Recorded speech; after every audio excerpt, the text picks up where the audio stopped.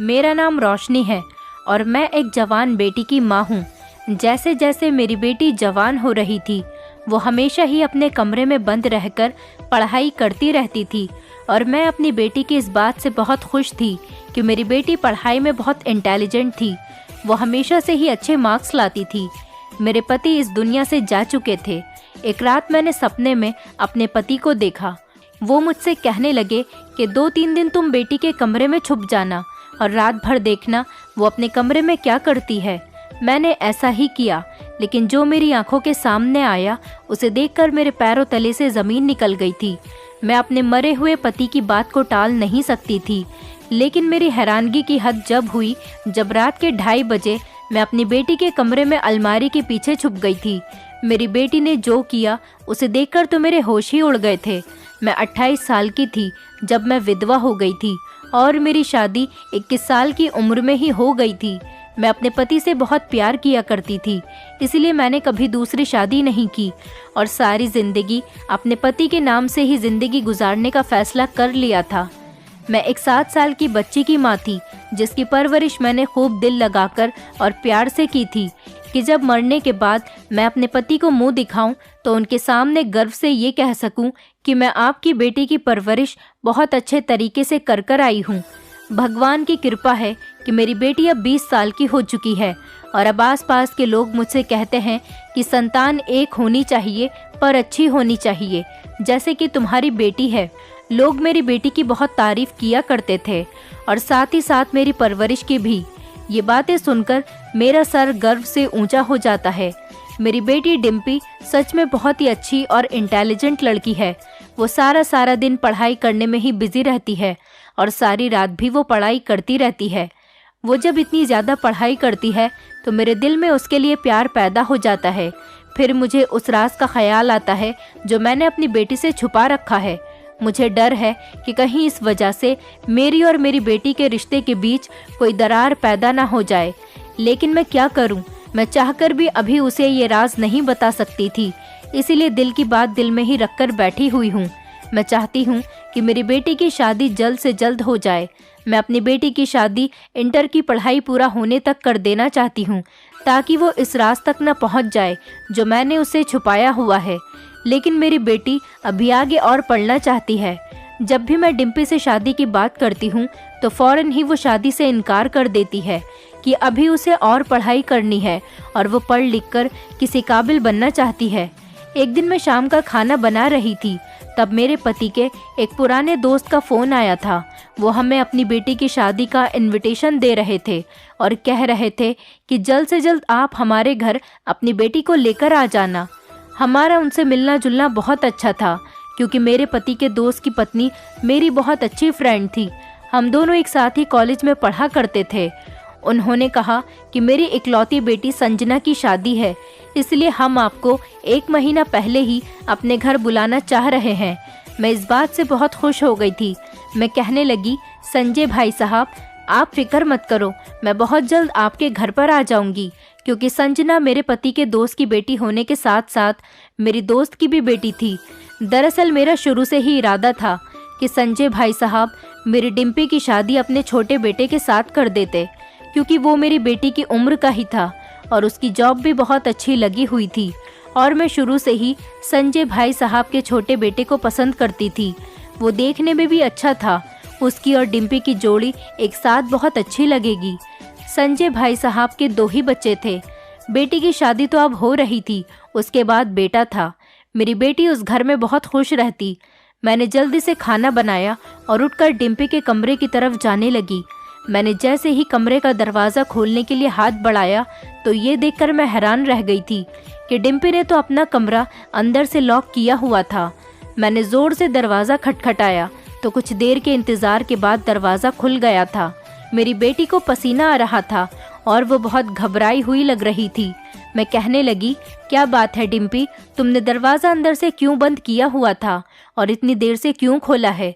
वो कहने लगी, माँ, मैं बाथरूम में नहा रही थी। मैंने कहा, अच्छा छोड़ो ये सब, इधर आओ और मेरे पास आकर बैठ जाओ। मैं अपनी बेटी का हाथ अपने हाथों में पकड़कर उसे अपने साथ सोफे पर लेकर बैठ गई। मैं कहने लगी, तुम्हें पता है बेटा, तुम्हारे फेवरेट संजय अंकल का फ़ोन आया था। वो हमें संजना की शादी के लिए बुला रहे हैं। तुम अपनी पैकिंग शुरू कर देना, 2 दिन के बाद ही यहाँ से निकल जाएंगे। ये सुनकर डिम्पी के चेहरे का रंग उड़ गया था। वो कहने लगी, माँ मैं नहीं जा सकूंगी। मुझे उसकी ये बात सुनकर एकदम गुस्सा आ गया और मैं कहने लगी, क्यों, तुम क्यों नहीं जाओगी? कहने लगी, माँ मेरे एग्ज़ाम शुरू होने वाले हैं, मुझे अपने एग्ज़ाम्स की तैयारी करनी है और मैं किसी भी हाल में अपनी पढ़ाई को छोड़कर नहीं जा सकती। मैं कहने लगी, बेटा बात को समझा करो, तुम अपनी सारी बुक्स वहाँ ले जाना, वहाँ जाकर आराम से पढ़ाई कर लेना, इसमें कौन सी बड़ी बात है। मगर शादी पर जाना बहुत ज़रूरी है क्योंकि मैंने तुम्हारे लिए संजना के भाई पराग को पसंद कर लिया है। तुम दोनों एक दूसरे से मिलोगे तो ही बात आगे बढ़ेगी। वो खाली आंखों से मुझे देखकर कहने लगी, माँ मैं शादी के काबिल नहीं रही हूँ। मुझे डिम्पी की ये बात बहुत बुरी लगी थी। मैं गुस्से में होकर कहने लगी, क्या मतलब है तुम्हारा? वो घबरा गई और कहने लगी, माँ मैंने आपसे कितनी बार कहा है, मैं पढ़ लिख कर कुछ बनना चाहती हूँ। मैं उसकी ये बात सुनकर बस उसको घूरती रह गई थी। अगले दिन भी मैंने बहुत कोशिश की कि मेरी बेटी शादी में जाने के लिए राज़ी हो जाए क्योंकि मैं उसको शादी में लेकर जाना चाहती थी। मैंने तो यहाँ तक कह दिया था कि अगर तुम शादी पर नहीं जाओगी तो मैं भी नहीं जाऊँगी, लेकिन फिर भी उसने मेरी बात नहीं मानी थी। मैं पहले से ही अपनी फ्रेंड कल्पना के घर जाना चाहती थी, लेकिन अपनी बेटी को मनाने की वजह से नहीं जा पाई थी, जबकि अब शादी में सिर्फ 5 दिन ही रह गए थे। मजबूरन मुझे अपनी ही सारी तैयारी करनी पड़ी थी। मैं अपने पति के पुराने दोस्त और अपनी पुरानी दोस्त के साथ इस पुरानी दोस्ती को बिगाड़ना नहीं चाहती थी।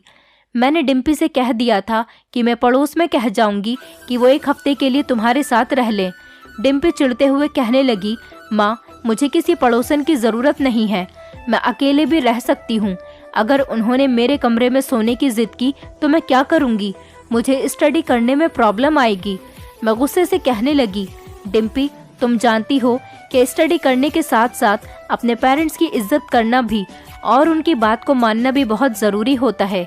फिर तुम मुझे बताओ कि तुम्हारे कमरे में ऐसी कौन सी चीज़ लगी हुई है जो वो तुम्हारे कमरे में सो नहीं सकती। तुम्हें अगर पढ़ाई करने में कोई प्रॉब्लम आए तो तुम बाहर सोफे पर बैठकर पढ़ाई कर लेना। डिम्पी कहने लगी, माँ आप तो जानती हो मैं अपने कमरे में अकेले रहकर ही अपनी पढ़ाई करती हूँ, तभी मेरा अच्छा फोकस मेरी पढ़ाई पर रहता है, इसलिए मैं किसी की मौजूदगी में डिस्टर्ब होती हूँ। मैं कहने लगी, अच्छा चलो ठीक है, पड़ोसन मेरे कमरे में सो जाया करेगी और तुम आराम से अपनी पढ़ाई कर लेना। बड़ी मुश्किल से शादी पर जाने की तैयारी कंप्लीट हुई थी। मैं जानती थी कि संजय भैया और कल्पना डिम्पी के बारे में मुझसे ज़रूर पूछेंगे कि डिम्पी शादी में क्यों नहीं आई। जैसे ही मैं शादी वाले घर में पहुंची तो संजय भाई साहब कहने लगे, अरे भाभी आप मेरी डिम्पी बेटी को क्यों नहीं लेकर आई? और उनकी इस बात में कल्पना भी हाँ में हाँ मिलाने लगी। मैं डरते डरते कहने लगी, वो मेरी बेटी अपनी पढ़ाई को लेकर बहुत सीरियस रहती है, उसके एग्ज़ाम होने वाले हैं इसलिए वो नहीं आ सकी। कहने लगी, जब मेरे एग्ज़ाम ख़त्म हो जाएंगे तब मैं संजय अंकल और कल्पना आंटी के यहाँ पर चली जाऊँगी, बस इसीलिए नहीं आई, लेकिन वो बाद में आ जाएगी जब उसके एग्ज़ाम ख़त्म हो जाएंगे। संजय भाई साहब कहने लगे, अरे वाह ये तो बहुत अच्छी बात है। और कल्पना भी कहने लगी, रोशनी तुमने अपनी बेटी की परवरिश बहुत अच्छी की है। फिर संजय भाई साहब मेरी तरफ देखते हुए कहने लगे, भाभी शादी वाला घर है और खुशी का मौका है, इसलिए मैं चाहता हूँ कि मैं भी आपको एक खुशखबरी सुना दूँ। मेरी ख्वाहिश है कि मैं अपने मरे हुए दोस्त की बेटी को अपने घर की बहू बना लूँ, अपने पराग की पत्नी के रूप में डिम्पी को देख लूँ। इस बात पर कल्पना भी बहुत खुश हो रही थी। कल्पना ने कहा कि जैसे ही संजना की शादी की रस्में ख़त्म हो जाएंगी तो मैं तुम्हारे घर डिम्पी का रिश्ता लेकर आऊँगी। ये बात सुनकर मेरी आंखों में आंसू आ गए थे। मैंने संजय भाई साहब और कल्पना से कहा कि आप दोनों ने तो मेरे दिल की बात कह दी है। ये खबर सुनकर तो मैं बहुत खुश हूँ। संजय भाई साहब तो खुश होकर आगे बढ़ गए थे, लेकिन कल्पना ने मुझे गले लगा लिया था और कहने लगी, हमारी दोस्ती को अब हम रिश्तेदारी में बदलना चाहते हैं। इस तरह से हमारी दोस्ती आगे तक कायम रहेगी। संजना की शादी में खूब मज़ा आया था। शादी अच्छी हो गई थी और शादी पूरी होने के बाद मैं अपने घर पर वापस आ गई थी। पड़ोसन तो मेरी बेटी से बहुत खुश हो रही थी, कहने लगी, मैंने तुम्हारी बेटी जितनी अच्छी और समझदार लड़की कहीं नहीं देखी। ये बात सुनकर मैं बहुत ज़्यादा खुश हो गई थी। मैंने अपनी पड़ोसन अंजलि का शुक्रिया कहा कि आपका बहुत बहुत शुक्रिया, आपने यहाँ मेरी गैर मौजूदगी में मेरी बेटी का ख्याल रखा। मैंने उसको कुछ गिफ्ट भी दिए और उसके बाद वो अपने घर चली गई थी। मैंने डिम्पी से कह दिया था कि संजय अंकल और कल्पना आंटी ने पराग के लिए तुम्हारा हाथ मांग लिया है।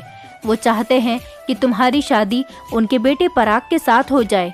डिम्पी मेरी बात सुनकर खुश नहीं हुई थी। वो मुझे अजीब सी नज़रों से देखकर कहने लगी, माँ, आपने हमेशा से ही मुझे सिर्फ मेरे पापा के एक ही फ्रेंड के बारे में बताया है, जबकि मेरे पापा के बहुत सारे फ्रेंड्स थे। मुझे याद है जब मैं छोटी थी तो हमारे घर संजय अंकल के साथ साथ अनुराग अंकल भी आया करते थे, लेकिन जिस दिन से पापा की मौत हुई उसके बाद से ही अनुराग अंकल ने हमारे घर पर आना बंद कर दिया। क्या पापा के मरने के साथ साथ ही अनुराग अंकल भी मर गए, जो आपने कभी उनके बारे में कोई बात नहीं की? डिम्पी ने मेरे जख्मों पर नमक छिड़क दिया था। मैं गुस्से से कहने लगी, हाँ, नहीं बताया मैंने तुम्हें अनुराग के बारे में। तुम जानती हो कि तुम्हारे पापा ने मुझसे लव मैरिज की थी। तुम्हारे पापा की फैमिली वाले हमारी शादी नहीं कराना चाहते थे, जबकि तुम्हारे अनुराग अंकल का हमारे घर पर बचपन से आना जाना था। हमारी शादी के कुछ महीनों पहले ही अनुराग की भी शादी हो गई थी। तुम्हारे पापा के मरने के बाद अनुराग की पत्नी ने मेरे घर में इतने ज़्यादा फसाद फैलाए थे कि मेरे ससुराल वाले मुझसे नफरत करने लगे थे और वो मुझे घर से निकालना चाहते थे। और मैं बेसहारा थी क्योंकि मेरे माता पिता नहीं थे। मैं बेसहारा कहाँ जाती? किसी ने मेरी बात पर यकीन भी नहीं किया था। जिस तरह से कान अनुराग की पत्नी ने मेरे ससुराल वालों के भर दिए थे, वो लोग मेरी बात मानने को तैयार ही नहीं थे, बल्कि उन लोगों को मेरी किसी बात पर यकीन ही नहीं था। मैं डट गई और कहने लगी कि ये घर मेरे पति का है, मैं अपने पति के घर से नहीं जाऊंगी। उन्होंने एड़ी चोटी का जोर लगा लिया था और फिर आखिरकार मैं भी हिम्मत हार गई थी, क्योंकि तुम मेरे साथ थी। जिस दिन मैं घर से निकलने लगी थी उसी दिन मैंने फैसला कर लिया था कि मेरे पति के बचपन के दोस्त अनुराग भाई साहब और उनके परिवार से हमारा कोई ताल्लुक नहीं रहेगा, क्योंकि उनकी पत्नी की ही वजह है जो मैं बेसहारा हो गई। उस टाइम तुम 5 साल की थी। मेरे ससुराल वालों ने मुझ पर गलत इल्ज़ाम लगाए थे। पता है किसके कहने पर? सिर्फ और सिर्फ तुम्हारे अनुराग अंकल की पत्नी के कहने पर, जबकि अनुराग भाई साहब अच्छे से ये बात जानते थे कि मैं गलत नहीं हूँ। मुझ पर आरोप लगाए जा रहे हैं, वो भी उनकी पत्नी के कहने पर। उनकी पत्नी ने मेरे साथ ऐसा इसलिए किया क्योंकि मैं खूबसूरत थी, और जबकि वो खूबसूरत नहीं थी, इसीलिए वो मेरी खूबसूरती से जलती थी और उन्होंने मेरे ससुराल वालों को अपनी तरफ कर लिया। वो तो अच्छा हुआ कि तुम्हारे चाचा जी ने मेरा और तुम्हारा ख्याल करते हुए हमें उस घर से हिस्सा दिलवा दिया जिनके पैसों से हमने ये घर खरीद लिया। तुम्हारे दादा दादी तो वैसे भी मतलबी लोग थे। तुम्हारे पापा की सैलरी अच्छी थी, वो अपने माता पिता को भर भर कर पैसे दिया करते थे, तो हम लोग उनके लिए अच्छे थे। लेकिन जब तुम्हारे पिता मर गए तो उनकी बेटी और पत्नी उनके लिए बुरी हो गई थी। तुम्हारे चाचा चाची बहुत अच्छे लोग हैं, इसीलिए वो हमारे घर पर आना जाना रखते हैं और मुश्किल वक्त में उन्होंने हमारा साथ भी दिया। लेकिन तुम्हारे दादा दादी तो अनुराग की पत्नी के कहने में आ गए थे और उन्होंने अपने घर से हमें निकाल दिया था, क्योंकि अनुराग की पत्नी ने हमारे घर में आग जो भड़का दी थी। तुम्हारे दादा दादी ने काफ़ी कोशिश की कि वो तुम्हें अपने पास रखना चाहते थे, लेकिन मैंने साफ इनकार कर दिया तो मुझे धमकाने लगे। वो तुम्हें मुझसे ज़बरदस्ती छीन लेंगे। मैं उनकी धमकियों को देखकर हैरान रह गई थी, इसलिए मैंने पुलिस में जाकर उनके खिलाफ रिपोर्ट दर्ज करवा दी। पुलिस जब तुम्हारे दादा दादी के घर गई तो तुम्हारे चाचा ने बात को संभाल लिया और पुलिस को वापस भेज दिया, क्योंकि वो समझदार थे और इस तरह से उनकी और उनके परिवार के सारे लोगों की गांव में बेइज्जती हो सकती थी। इसलिए उन्होंने अपने माता पिता को बहुत समझाया कि वो हमें सुकून से जीने दें। उसके बाद से तुम्हारे दादा दादी ने हमारा पीछा छोड़ दिया था और हम सुकून भरी जिंदगी जीने लगे थे। मैं इस घर में पूरी तरह से शिफ्ट हो गई थी। उस दिन के बाद भी वो लोग कभी कभी तंग करने के लिए आ जाया करते थे, लेकिन तुम्हारे चाचा बात को संभाल लेते थे। उन लोगों ने मुझे तंग करने की बहुत कोशिश की। वो मुझे डराते धमकाते थे, यहाँ तक कि उन्होंने मुझे अदालत से तुम्हारी कस्टडी लेने के लिए भी ब्लैकमेल कर लिया था। मगर बड़ी मुश्किल से उस टाइम में तुम्हारे चाचा ने सारी बात को संभाल लिया था। अगर वो मेरा सहारा न बनते तो आज तुम और मैं किसी के घर में झाड़ू बर्तन कर रहे होते। मैंने इसीलिए आज तक तुम्हें अपने दादा दादी, अनुराग और उसकी पत्नी के बारे में नहीं बताया। मैंने ऐसा इसीलिए नहीं किया था ताकि तुम्हारा दिल उनकी तरफ से मैला न हो जाए। ये बात सुनकर डिम्पी का चेहरा उतर गया था। वो बहुत परेशान हो गई थी और मैं उठकर अपने कमरे में आ गई थी। मुझे पिछले दिनों की परेशानियां आज भी याद आती थी और अपने पति की भी बहुत याद आती थी। मेरी अलमारी में मेरे पति के लव लेटर और उनके साथ मेरी फ़ोटो, ये सारी निशानियां मेरे पास आज भी रखी हुई थी। मैं एक एक चीज़ को देखकर रोती जा रही थी। मैं अपने मृत पति के लव लेटर पढ़कर रोती तो कभी उनको चूमने लगती थी। मैं हर चीज़ बड़े ध्यान से देख रही थी। तभी अचानक मेरी नज़र उनकी डायरी पर पड़ी। इनमें से एक डायरी गायब थी जो मेरे पति की थी और मेरे पति को डायरी लिखने का बड़ा शौक था। वो रेड कवर वाली डायरी न जाने कहाँ चली गई थी।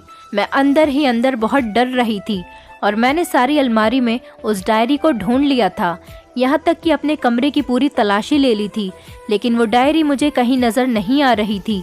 फिर मेरे दिल में ख्याल आया कि कहीं वो डायरी डिम्पी के हाथ तो नहीं लग गई, क्योंकि उस डायरी में डिम्पी की ज़िंदगी का सबसे बड़ा राज लिखा हुआ था। मेरी बेटी कॉलेज भी जाती थी और वहाँ से आकर भी वो सारा दिन पढ़ाई किया करती थी। मेरी हर बात को मानती थी, मगर पिछले 1 महीने से मेरी बेटी बहुत परेशान लग रही थी और बहुत ही अजीबोगरीब हरकत करने लगी थी। उसने सब कुछ छोड़ दिया था, बस हमेशा चिड़चिड़ी रहने लगी थी। वो मेरी बात भी नहीं मानती थी। मैं उसकी वजह से बहुत परेशान रहने लगी थी। इसलिए मैंने सोचा किसी टाइम मैं उसके कमरे की तलाशी लूँगी। मैं ये सारी बातें रात भर सोचती रही थी। इसी तरह से सोचते सोचते सो भी गई थी। मैं बहुत गहरी नींद में सो रही थी जब मुझे सपने में मेरे पति मिलने आए थे। वो कहने लगे, रोशनी, तुम 2-3 दिन मेरी बेटी के कमरे में छुपकर उसे देखना कि वो क्या करती है। जब मेरी आँख खुली तो मुझे बड़ी हैरानी हुई कि आखिर ये कैसा सपना था। इस सपने ने तो मुझे चौंका कर रख दिया था। मेरे पति बहुत सालों बाद मेरे सपने में आए थे और सपना भी कितना अजीब सा था। मुझे एकदम सही फिक्र होने लगी थी कि कहीं मेरी बेटी किसी मुसीबत में तो नहीं। इसीलिए मैं जल्दी से उठकर अपनी बेटी के कमरे की तरफ जाने लगी थी। दरवाज़ा खोलने के लिए जैसे ही मैंने हाथ आगे बढ़ाया तो ये देखकर मैं हैरान रह गई थी कि रात के इस टाइम पर मेरी बेटी का कमरा अंदर से लॉक था। न जाने वो इस तरह की अजीब हरकतें क्यों करने लगी थी। इससे पहले तो कभी उसने कमरे को लॉक नहीं लगाया था। सुबह हुई तो मैं डिम्पी से कहने लगी, तुमने रात में अपने कमरे के दरवाजे को लॉक क्यों किया था? मेरी बात सुनकर वो मुझसे घबराते हुए कहने लगी, माँ, आप क्या रात भर मेरी जासूसी करती रहती हो? मैंने बात को मजाक में टालने की कोशिश की, इसलिए मैं हंसकर कहने लगी, नहीं बेटी, वो तो बस रात को मुझे डर लग रहा था, इसलिए मैं तुम्हारे पास आ गई थी। वो कहने लगी, मुझे पता नहीं कि आपको रात में डर लग रहा था या नहीं, मगर अब मुझे आपसे बहुत डर लगने लगा है। मैं हंस दी थी, लेकिन जो मेरी बेटी का बिहेवियर था और मेरे पति का सपना, ये सब मुझे बहुत परेशान कर रहा था। मैंने फैसला कर लिया था कि मैं अपने मरे हुए पति की बात को नहीं टाल सकती। उसी रात मैं अपनी बेटी के कमरे में जाकर उसकी अलमारी के पीछे छुप गई थी। मेरी बेटी जैसे ही कमरे में आई तो वो अपनी बुक्स खोलकर पढ़ाई करने के लिए बैठ गई थी। वो तो अपनी स्टडी करने में बिजी थी, जबकि मैं अलमारी के पीछे से खड़े होकर छुपकर उसे देख रही थी। सारी रात मेरी बेटी पढ़ाई करने में बिजी रही थी। सुबह के लगभग 6 बजे उसने अपनी किताबों को बंद किया और वो अपने बिस्तर पर जाकर लेट गई थी और सो गई थी, जबकि मेरी बेटी सुबह के 8 बजे कॉलेज जाती थी, इसलिए सिर्फ 1 घंटे ही सोती थी। लेकिन सारी रात ऐसा कुछ नहीं हुआ था जो मुझे चौंका देता। सुबह जब मेरी बेटी 8 बजे अपने कॉलेज जाने के लिए उठी और नहाने के लिए बाथरूम में चली गई, तब मैं जल्दी से भागी और अपने कमरे में आ गई थी। सारी रात खड़े रहने की वजह से मेरे पैरों में बुरी तरह से दर्द हो रहा था और मेरा शरीर भी टूट रहा था। मैं सोच में पड़ गई थी कि मैं एक छोटे बच्चे की तरह एक सपने के पीछे क्यों पड़ गई हूँ। मैंने सोचा कि कल रात मैं अपने सपने की वजह से ज़्यादा ही घबरा गई थी, इसीलिए मैंने सोच लिया था कि अब मैं रात के टाइम डिम्पी के कमरे में नहीं जाऊंगी। लेकिन जैसे ही रात हुई और मैं अपने कमरे में लेटी थी, तभी मेरे कानों में बार बार अपने पति की आवाज़ सुनाई देती रही थी, जैसे वो मुझसे कह रहे हों कि जाओ रोशनी, डिम्पी के कमरे में चली जाओ। मैं अपने फैसले पर ज़्यादा देर तो नहीं ठहर सकी थी, इसलिए मैं रात होते ही एक बार फिर से अपने बेटी के कमरे में जाकर उसकी अलमारी के पीछे छुप गई थी। आज तो मेरी टांगों में बहुत ज़्यादा दर्द हो रहा था, मगर मैं बर्दाश्त करती रही और खड़ी रही। मैंने तो कभी अपने पति की बात को नहीं टाला था जब वो जिंदा थे और मुझसे बहुत प्यार किया करते थे। आज मैं कैसे उनकी बात को टाल सकती थी। सारी रात मैं इसी तरह से अलमारी के पीछे खड़ी रही थी और मेरी बेटी पढ़ाई कर रही थी। एक के बाद एक किताबों को पढ़ रही थी। इसी तरह से दूसरी रात भी गुजर चुकी थी। मैं सुबह फिर अपने कमरे में आकर सोचने लगी कि शायद ये सपना मुझे इसलिए आया हो कि मैं रोज़ अपने पति की यादों में खोई रहती हूँ और उनकी फ़ोटो को बार बार देखती हूँ, इसीलिए मेरे पति की यादें मेरे दिमाग पर सवार हो गईं। शायद इस सपने की कोई हकीकत ही ना हो। मैंने सोच लिया था कि अब मैं इस सपने की वजह से अपनी बेटी पर शक नहीं करूँगी। मैंने थोड़ा सा आराम किया और उठकर नाश्ता बनाने के लिए किचन में चली गई थी। नाश्ता बनाकर मैंने सोचा चलो डिम्पी के लिए भी नाश्ता बना देती हूँ। मैं जैसे ही उसके कमरे में उसे नाश्ता देने के लिए गई, मैं अपनी बेटी के कमरे के दरवाजे तक ही पहुँची थी, तभी उसके कमरे से आती हुई आवाज़ मेरे कानों में पड़ी थी। वो रो रही थी और मैं घबरा गई कि ना जाने मेरी बेटी को क्या हो गया और वो इस तरह से क्यों रो रही है। वो रोते हुए कहने लगी, मुझे आज तुम्हारी बहुत याद आई, जल्दी से तुम मेरे पास आ जाओ, मैं तुम्हारे बिना नहीं रह सकती। ये बात सुनकर तो मैं दंग रह गई थी। मैंने जल्दी से दरवाज़ा खोलने की कोशिश की तो ये देखकर फिर से हैरान रह गई थी कि कमरे का दरवाज़ा तो अंदर से लॉक था। मैंने दरवाजे को ज़ोर ज़ोर से बजाना शुरू कर दिया। कुछ ही देर के बाद डिम्पी ने दरवाज़ा खोल दिया था। वो कहने लगी, माँ आपको क्या हो गया? आप इस तरह से मेरे कमरे का दरवाज़ा क्यों पीट रही हो? मैं दरवाज़ा खोलने के लिए आने ही वाली थी, लेकिन आप तो दरवाजे को बुरी तरह से पीट रही हो, जैसे कोई भूकंप आया हो। पहले तो मैंने सोचा कि इससे पूछ लूं कि ये किसके साथ बातें कर रही थी, मगर जब उसके हाथ में मैंने उसके पिता की फ़ोटो देखी तो मैं सब कुछ समझ गई थी। वो शायद अपने पिता की याद में खोई हुई थी और अपने पापा को मिस कर रही थी, लेकिन ना जाने क्यों मेरा दिल बहुत घबरा रहा था। मैंने डिम्पी से कहा, ये रहा तुम्हारा नाश्ता, तुम अपने कमरे में ही कर लो। मैं तुम्हारे लिए नाश्ता लेकर आई थी और मैंने नाश्ते की ट्रे डिम्पी के हाथ में दे दी। उसने बिना कुछ कहे ही फ़ोटो को साइड पर रख दिया और नाश्ता करने के लिए बैठ गई थी। मैं बड़ी परेशान हो गई थी और बुरी तरह से उलझ गई थी। मैंने सोचा कि चलो आज आखिरी रात है, आज भी मैं जाकर डिम्पी के कमरे में अलमारी के पीछे छुप जाऊंगी आज और उसके कमरे में छुपकर देख लेती हूँ।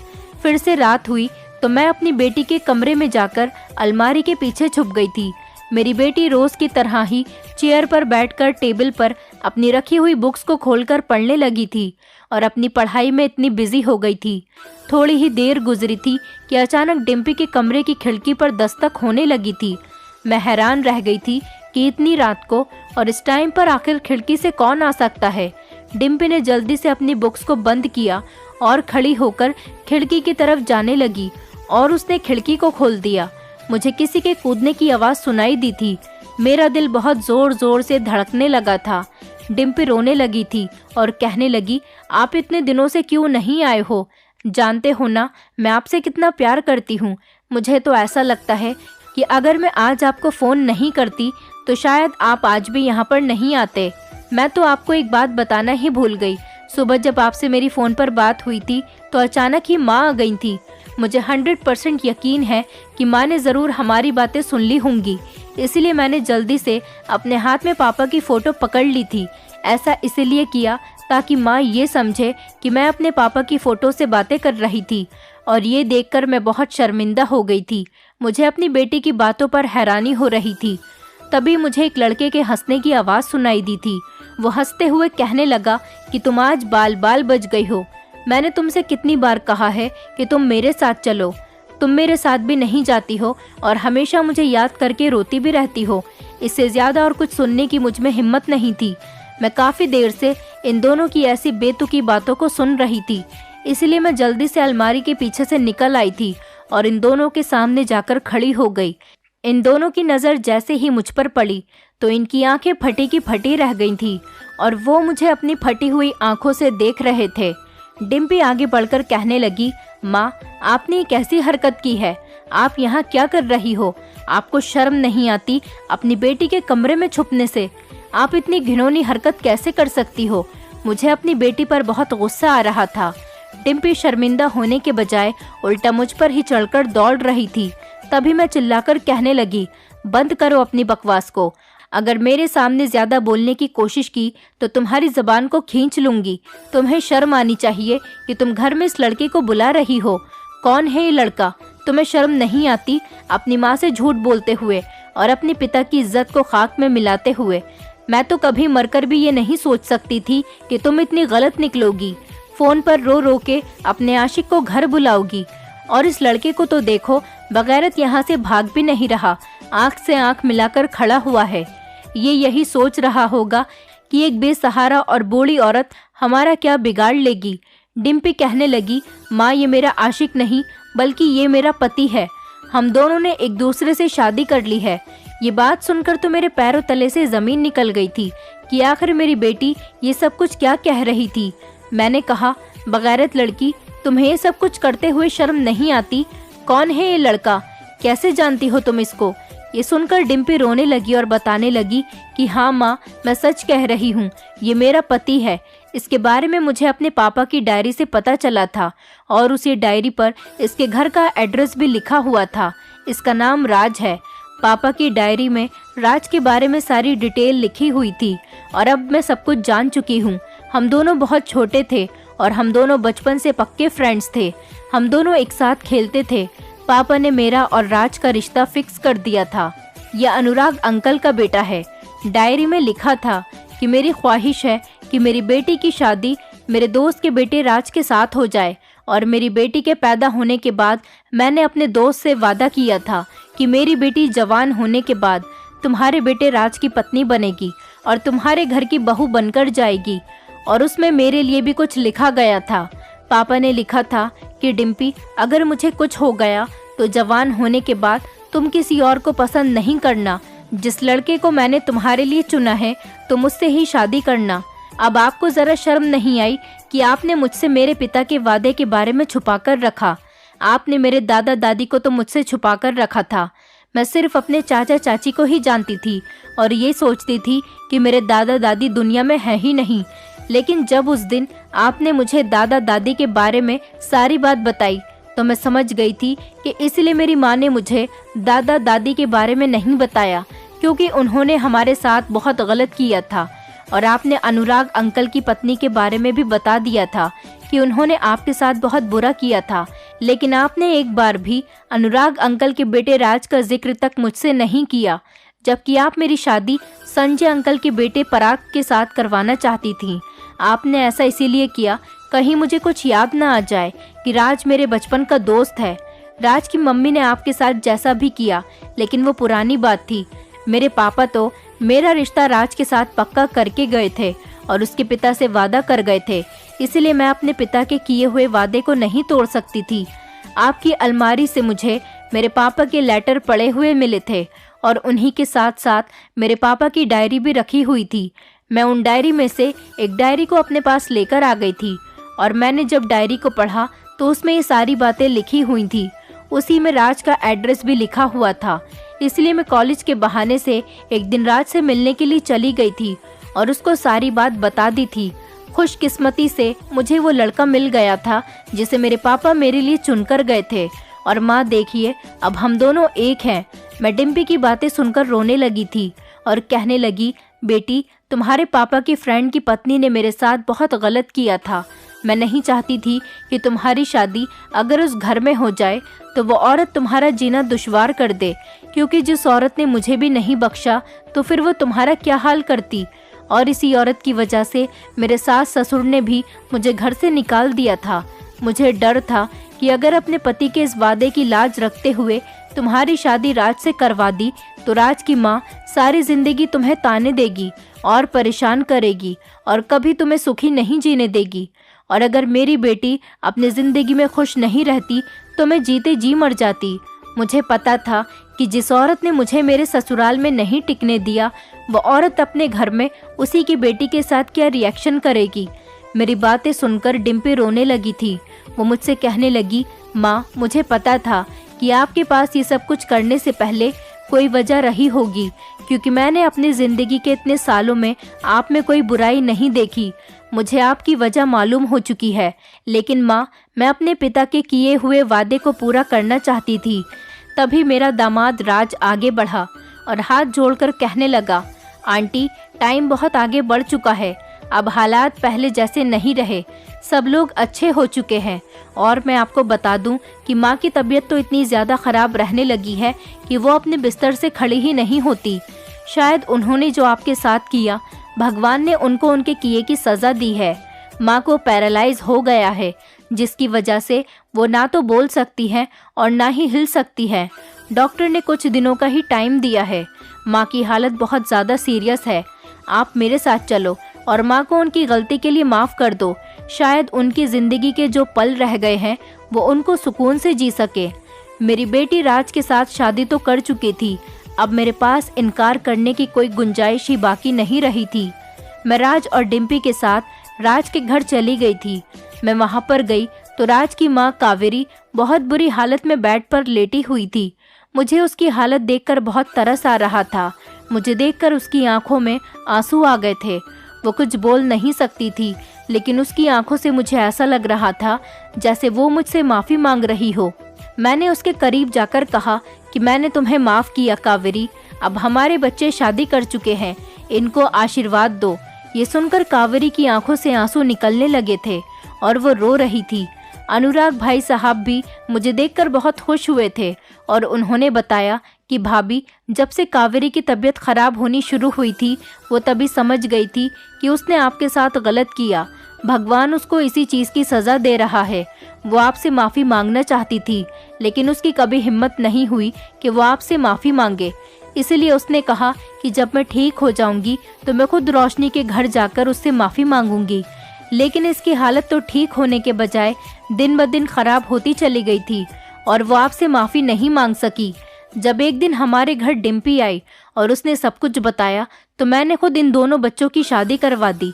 हमने आपको इसीलिए नहीं बताया क्योंकि हमें पता था कि आप कभी भी इन बच्चों की शादी के लिए तैयार नहीं होगी, क्योंकि आपके साथ बहुत बुरा किया गया था और मैं अपने दोस्त के वादे को भी पूरा करना चाहता था। अनुराग भाई साहब मेरे सामने हाथ जोड़कर खड़े हो गए और कहने लगे, भाभी, मैं अपनी पत्नी की तरफ से आपसे माफ़ी मांगता हूँ। मेरी पत्नी को माफ़ कर दो और साथ साथ मेरे बच्चों को भी, जिन्होंने आपसे छुपकर शादी की।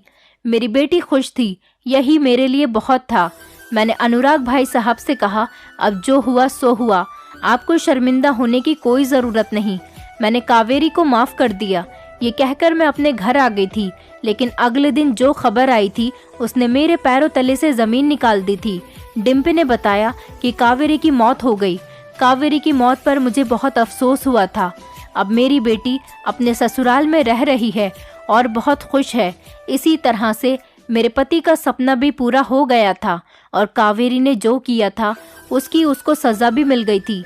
दोस्तों, उम्मीद करती हूँ आपको हमारी कहानी पसंद आई होगी। कहानी पसंद आई है तो वीडियो को लाइक करें, चैनल पर नए हैं तो चैनल को सब्सक्राइब करें और हाँ, नोटिफिकेशन बेल को ज़रूर दबाएं ताकि अगली अपडेट सबसे पहले आपको मिले।